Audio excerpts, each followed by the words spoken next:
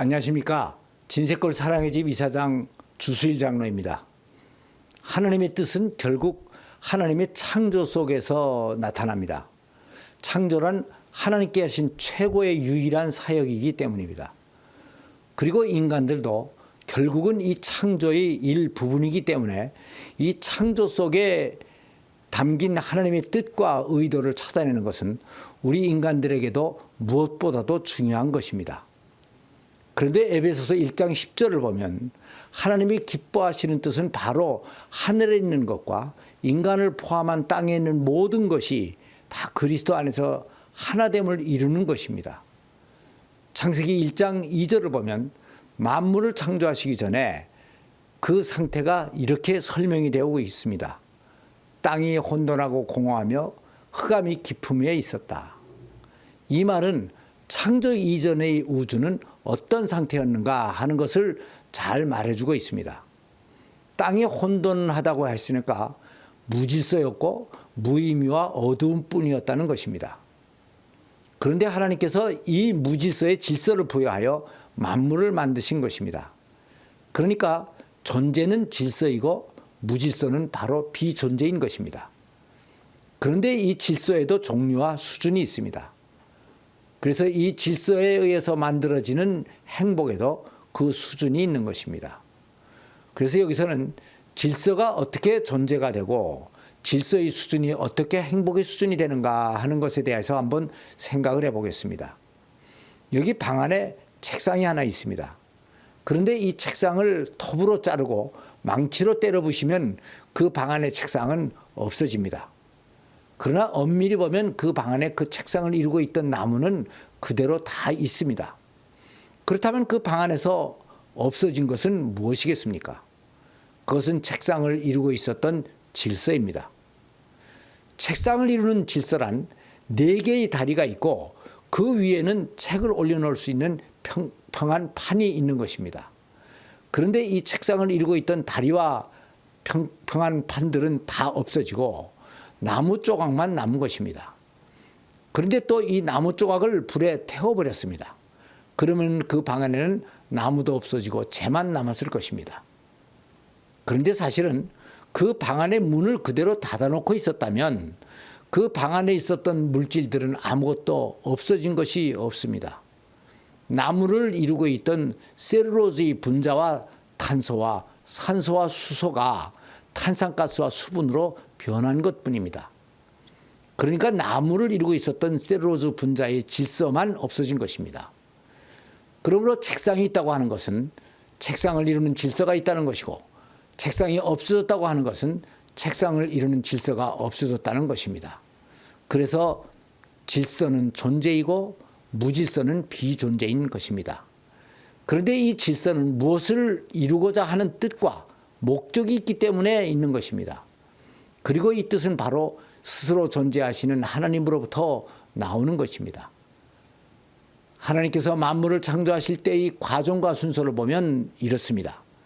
첫째 날 빛이 있으라 하고 하시니까 빛이 생겼습니다. 근데 빛이란 광량자라는 소립자가 아주 빠른 속도로 직진하는 질서를 가진 입자입니다. 그러니까 하나님께서 빛을 만드셨다는 것은 광량자라는 양자를 만드시고 여기에 직진을 하는 질서를 부여하셨다는 것입니다. 다음 둘째 날엔 궁창과 하늘 위의 물과 하늘 아래의 물을 만드셨습니다. 여기서 궁창은 바로 하늘을 말하는 것이니까 둘째 날에는 공기와 물을 만드신 것입니다. 그런데 공기는 기체이고 물은 액체로서 원자와 분자로 이루어지는 것입니다. 그런데 이 원자라는 것은 또 양자와 중성자가 결합하여 핵을 이루고 전자가 그 주위를 정확한 궤도와 속도로 회전을 하고 있는 것입니다. 그리고 분자는 이 원자들이 또 정확한 화학 법칙에 의하여 결합을 하여 만들어지는 것입니다. 그러니까 둘째 날 궁창과 윗물과 아랫물을 만드셨다는 것은 회전 질서를 가진 원자와 결합 질서를 가진 분자를 만드셨다는 것입니다. 이 질서를 현대 학문에서는 핵물리학이나 화학법칙이라고 말을 합니다. 그리고 다음 셋째 날에는 고체인 땅과 식물들을 만드셨습니다. 그런데 이 고체는 기체나 액체보다 한 단계 더 높은 질서를 가지고 있는 것입니다. 기체나 액체는 분자들끼리 자신의 위치를 지키는 질서를 가지고 있지 않습니다. 그래서 어떤 형태를 이루지 못하고 흐르는 성질을 가지고 있습니다. 그러나 고체는 분자들 간의 자기 위치를 정확히 지키는 질서를 가지고 있기 때문에 어떤 모양을 유지할 수가 있는 것입니다. 그래서 고체로는 어떠한 모양을 가진 물체와 개체를 만들 수가 있습니다. 그래서 셋째 날에는 위치를 지키는 질서를 만드시고 이 고체를 가지고 땅과 식물을 만드신 것입니다. 그리고 넷째 날에는 이 고체로 하늘의 해와 달과 별을 만드셨습니다. 그리고 다섯째 날에는 둘째 날에 만드신 하늘과 물속의 새와 물고기를 만드시고 여섯째 날에는 땅 위의 동물과 인간들을 만드신 것입니다. 그런데 이 동물들은 유기물질로서 땅이나 공기나 물과 같은 무기물질보다 훨씬 더 복잡한 화학구조를 가지고 있는 질서가 있습니다. 그래서 이 창조의 순서를 자세히 보면 하나님께서는 창조를 하실 때 만물을 그냥 막 만드신 것이 아니고 처음에는 간단한 질서를 만드시고 다음에는 단계적으로 더 복잡한 질서들을 계속 만들어 나가셨다는 것을 알 수가 있습니다.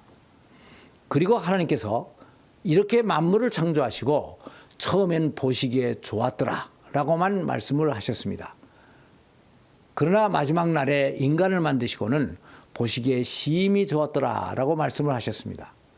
그런데 여기서 좋다고 하신 것과 심히 좋다고 하신 것은 상당한 차이가 있는 것입니다. 그렇다면 이 차이는 무엇입니까? 다섯째 날까지는 물리화학의 법칙으로 운영이 되는 물질 세계와 생물학 법칙에 의해서 운영되는 식물과 동물까지만을 창조하셨습니다. 그러니까 여기서 강물이 흐르고 폭포수가 떨어지고 숲이 우거지고 새들이 노래하고 동물이 뛰노는 질서를 보시면서 보시기에 좋았다고 하셨던 것입니다. 그러나 여섯째 날 오후에는 인간들을 만들어 놓고 그들이 하나님의 성품을 닮아서 서로 사랑하면서 하나가 되는 것을 보면서 보시기에 너무 좋았던 것입니다. 이것을 보면 하나님께서 또 그냥 좋은 것이 있고 심히 좋은 것이 있습니다. 그리고 질서와 존재는 하나님의 이 뜻을 이루는 수단입니다. 그래서 수준 높은 질서는 하나님의 수준 높은 기쁨과 행복을 만들고 이 하나님의 기쁨은 또 인간의 행복을 만들어줍니다. 그런데 이 하나됨의 질서는 하늘에서 성부, 성자, 성령의 삼위일체로서 시작이 되어 인간 세계로 확정이 되고 아버지, 어머니, 자녀라는 가정의 모양으로 창조가 되었던 것입니다. 그러나 인간이 죄를 지으면서 하나님과 인간의 수직 질서가 파괴되고 부부간의 수평 질서까지도 파괴되어 행복을 잃어버리게 됐습니다. 그래서 예수님께서는 육신을 입고 이 지구에 오신 것입니다.